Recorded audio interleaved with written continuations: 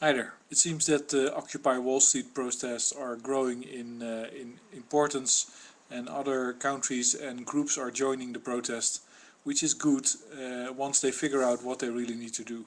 And it's just simply, for a large part, the ownership that Wall Street has and the control over us using the debt.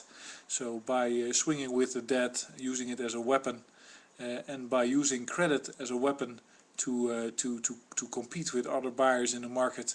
By manipulating the market, they're basically controlling us, controlling our lives, and making sure that we remain sucking the carbon tit and driving ourselves into extinction. Today a Dutch scientist was reported in our newspapers of having figured out that with a model that we're not going to have this methane emissions from the ocean pretty soon. It will happen eventually, is what he says, but not that soon. He bases that on the same event happening 56 million years ago. But that was in a different situation than we are in right now. Then it was much warmer than it was now. I like to look at the situation 250 million years ago, when it was about as cool as it is today, and with about as much oxygen and carbon dioxide in the atmosphere as we have today. And then the change was dramatic. Global temperatures rose 10 degrees, all the methane was emitted, and almost everything alive died. That's the biggest extinction we have had in the history of our lives. But newspapers are full of, let's say, distracting and misdirecting news items like that. I happen to have a Wall Street Journal today, where they're writing very gloriously about methane from the ground. So that's fracking methane and the potential of that in the UK. And of course it's presented like it's going to be fantastic and it's going to be trillions of barrels of gas. But you don't want that stuff. You don't want to have any gas from under the ground. You want it to be there, to stay there. Because the more you put into the atmosphere, the warmer it gets, the more it gets released spontaneously. And there's tons and tons and trillions of tons of methane in the ice of the tundra. The whole point of our biology, of our existence in nature, is that there's so much carbon stored in all these sinks around the world, that our atmosphere was rich in oxygen enough for us to walk around and breathe and exist. And we're changing that. There's even, in the New York Times, there's an article about people cutting down forests and burning them controlled in order to avoid large forest fires. And then you see one of these people standing next to a big forest where there used to be a forest fire, which 9 years ago or something like that had a huge fire, but there's nothing there. Why did nobody plant any trees there? What's wrong with planting trees? Why? There's no money for that. Who controls the money? Well, it's the banks, of course. They extend the credit, which allow you to buy the diesel to do the planting. But they don't want you to use the diesel to do the planting. They don't care about that. They want you to use the diesel to make plastic stuff and all kinds of consumer items in big factories, or use it in the mine for mining. And that's the banks. They control those type of decisions. And that's why occupying Wall Street is important. I'm not against banking, against keeping money safe and investing it wisely, and in being wise about it, because of course there are all kinds of types of investments. Like, you can enter a town and go to the bank and say, I want to start a huge brothel and get all the teenagers out of town in that brothel or something like that. Now, of course, if you're a good banker, you say no, because that's devastating to the culture of your city. These days things are different. These days bankers say yes to those type of opportunities, because they're so desperate to have their lifestyles. Well, make sure that they don't have that lifestyle. Make sure that they're not in control anymore. It's just all those remote owners should be cut off, in my opinion. So there should not be an Asian owner of a Amsterdam parking meter. That's bullshit. There should not be a Scandinavian owner of a Dutch waterway, or a French owner or of an American highway or something like that. That's all crap. You just can't sell it. It's just not for sale. By accident I was reminded of these Indian wisdoms, and it was a very nice one where they said, well, and maybe I already told that, but before the Americans came, we didn't have prisons, so we didn't have prisoners. We didn't have politicians, so we didn't have politics. and when somebody was poor, we just gave him whatever he needed to survive, and that was it. And but we're still trying to figure out what's the wisdom behind having all that stuff, and how glorious that is. You know, it's the same.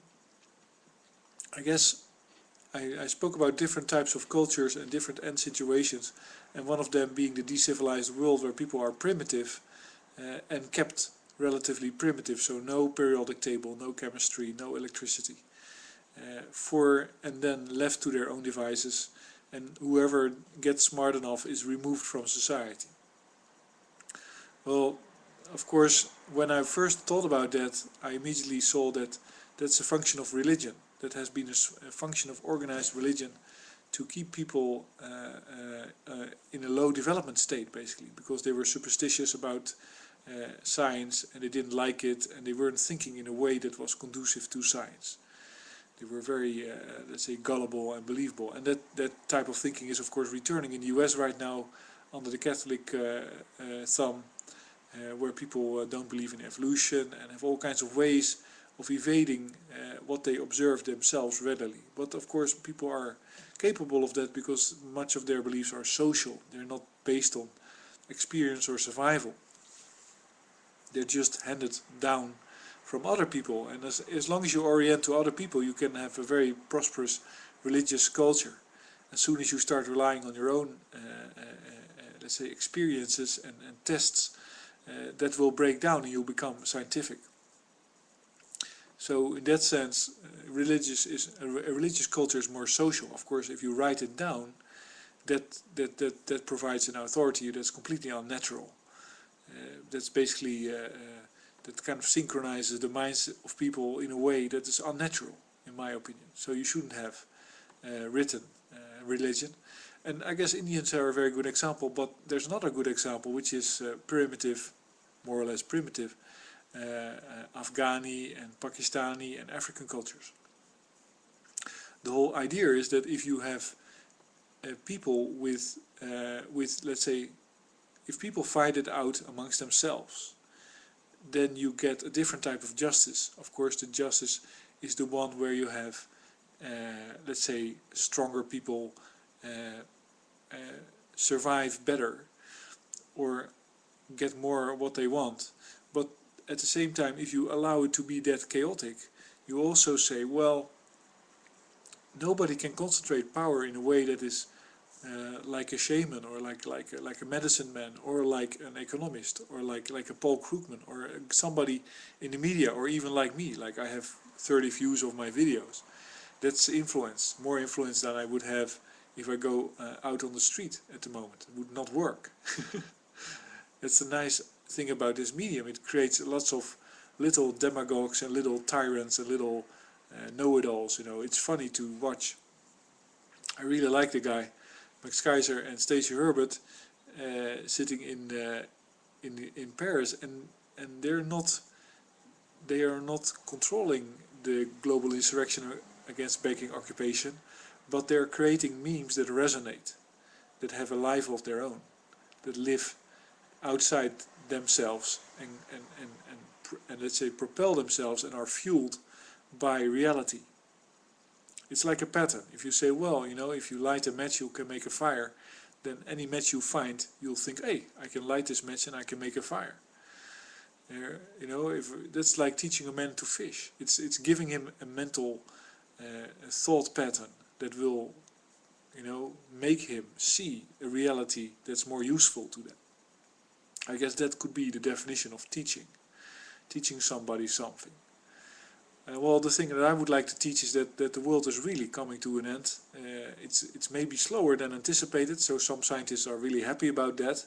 But I think it's not a very smart happiness. It's one that is basically very dumb. So saying that methane will not escape from the oceans pretty soon, but it will take at least 1,000 years, is like it's crazy. It's not a positive thing to say that. They should say, in my opinion, methane is going to escape from the ocean. You have to do something immediately, because we don't want that, because that will make us extinct. We will go extinct. by that time maybe machines will try to figure out how they ever evolved from us, and maybe they already forgot, and they're just living on the earth, and that would be fine. You know, that would be some science fiction writers will think that's a nice progression. I don't think so. I think it's an insult to my ancestors to allow the human race to be defeated by its own stupidity. It's very easy to become more right-wing, I guess, if you start thinking that way, but I'm still not. I don't think so. I want to include everybody. And, you know, for instance, Tuvalu now has a water scarcity, and it has a number of two reverse osmosis desalination plants. One of them was donated by Japan. It costed like $86,000 or something like that. And of course that stuff needs fuel. And then how are you ever going to get enough money to buy the fuel to simply desalinate water to be on an island? Nobody's going to give you that fuel. No bank is going to invest in that. What are you producing? Why would you do that? And of course the solution is renewables. If they use solar power to not do reverse osmosis desalination but freeze desalination, which means that you freeze water using solar heat, and that's possible.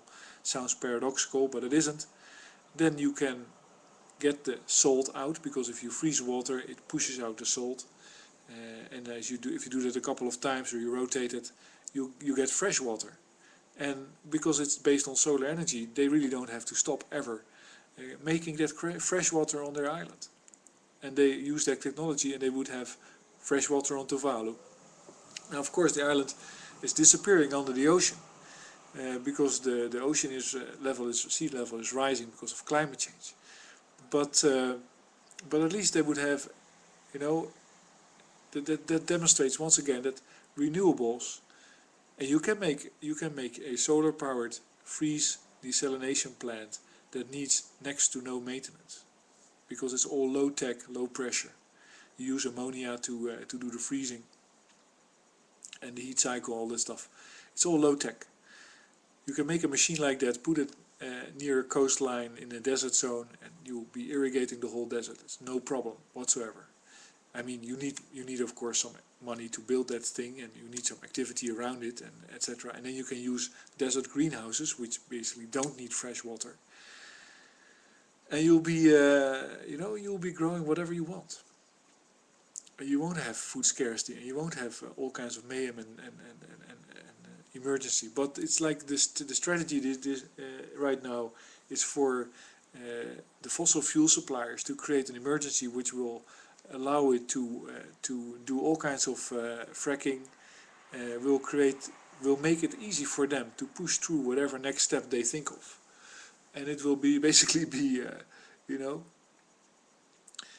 it will be just a walk off the plank eventually, and at the end of the walk we will simply drop off and fall into whatever abyss is still left for us to fall into, or whatever is left of our society. But until then, these technology fossil fuel addicts will keep going. Will think of something else, and they'll broadcast it in the media and everything. You know, the best thing that could happen would be to have a real occupation of Wall Street, a real realization of the fact that Wall Street is hiding the decline of fossil fuels, some kind of chaotic deconstruction of society with more local activity, and then basically all these media approaches wouldn't work anymore. All these mass media propaganda things wouldn't work anymore, because they wouldn't be mass propaganda. People wouldn't be interested in it anymore. They would be doing whatever is needed for themselves to have wealth and have as not much renewable power as is possible, so that they don't have to work anymore. So I guess that would of course also have victims, but much less. For instance, because, well, there's many ways, but of course medical education would be a lot cheaper. So you would have more doctors, etc. Anyway, Occupy Wall Street, go, I like it.